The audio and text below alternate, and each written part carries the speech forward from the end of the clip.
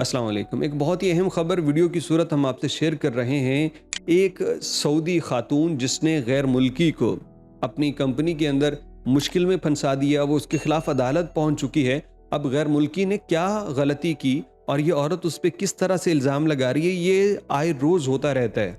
एक तो सऊदी और ऊपर से खातून है, तो अपनी इन दोनों चीज़ों का जो एज लेने की कोशिश कर रही हैं, वो किसी के साथ भी ऐसा हो सकता है। तो गैर मुल्कियों को एहतियात करनी चाहिए जहाँ पे आप ख़वातीन के साथ काम कर रहे हैं और फिर सऊदी ख़वातीन हैं, क्योंकि कहीं भी किसी बात पे इख्तलाफ राय हो, नौकरी के अंदर कोई हसद वाली सूरत हो, तो वो तो औरत कार्ड खेल के आपको ऐसा चोट पहुंचा सकती है जिसकी रिकवरी मुमकिन नहीं होगी। लिहाजा ये पूरी स्टोरी आप ध्यान से सुनिएगा।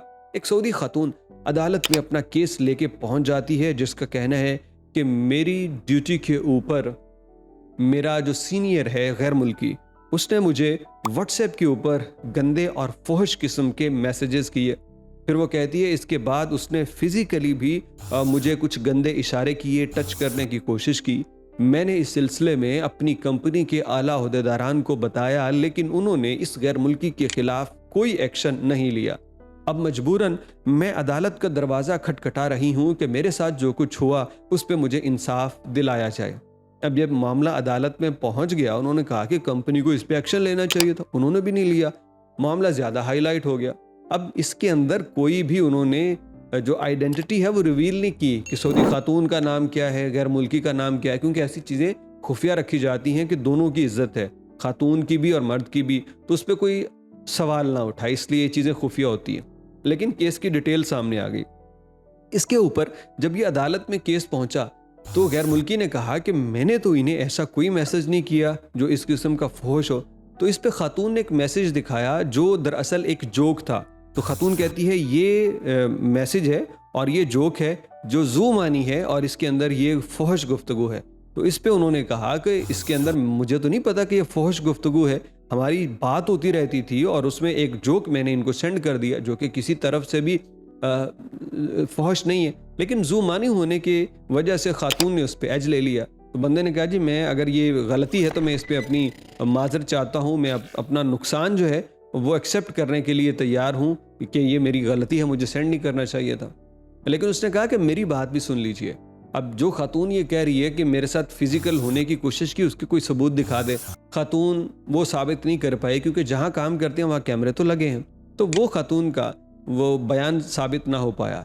लेकिन मर्द ने कहा कि ये सारी बात उस वक्त शुरू हुई जब मैंने एक दिन देखा कि ये खातून एक ऐसे वर्कर को अपॉइंट कर रही है ऐसे महीने पे जो कि हमारी कंपनी के अंदर उस वक्त अलाउड नहीं था। तो मैंने इनको एक इंक्वायरी ईमेल भेजी और इन ईमेल के थ्रू इनसे बात की और कहा कि आपने ये भर्ती क्यों की, गवर्नमेंट के लॉज के तहत ये भर्ती नहीं की जा सकती। तो खातून मुबैना तौर पे अपने किसी करीबी को फैसिलिटेट करना चाहती थी, उन्होंने इस बंदे को नौकरी दे दी, बंदा या बंदी। तो अब कहते हैं कि ये खिलाफ कानून काम था। तो मैंने उसकी वजाहत इनसे पूछी, तो उसके बाद ये चीज़ें शुरू हो गई कि व्हाट्सएप पे मुझे हैरेस किया जा रहा है, मुझे फहश गुफ्तगू का सामना है, मुझे फिजिकल टॉर्चर, ये वो बातें तब से शुरू हुई हैं। तो अदालत ने फिर इस पर भी पूछा, तो अब जाके वो खिचड़ी, वो सारी चीज़ें ज़रा खुल के सामने आई। ये तो सऊदी मीडिया ने नहीं बताया कि इनके साथ क्या होगा, क्या फैसला हुआ, लेकिन स्टोरी अक्लमंद को समझ आ गई कि जब आप किसी सीनियर पोजीशन पे हैं ख़ास तौर पे, तो आपको ज़्यादा बचना चाहिए, क्योंकि आपके नीचे कोई मर्द है या औरत, वो इस तरह से लेग पुलिंग की कोशिश कर सकते हैं। औरत कोई गैर मुल्की भी हो तो आपके ऊपर केस बना सकती हैं। अभी रिसेंटली जो पाकिस्तान के अंदर हुआ, तो मैंने कहा यार ये तो वो खातून और बच्ची वगैरह सामने नहीं आई, लेकिन इसके बाद ज़रा देखें कि कोई खातून किसी मर्द के ऊपर भी कहीं इल्ज़ाम लगा दे, कोई सुनसान गली से गुजरते हुए कि मेरा रेप करने की कोशिश की है, तो बंदा तो हाथ जोड़ के माफ़ी मांगेगा, बहन चुप कर जा, मैंने तेरे साथ ऐसा कुछ नहीं किया। वो कहेगी पैसे दे तो बंदे देंगे। यानी हम बैलेंस नहीं करते ना चीज़ों को।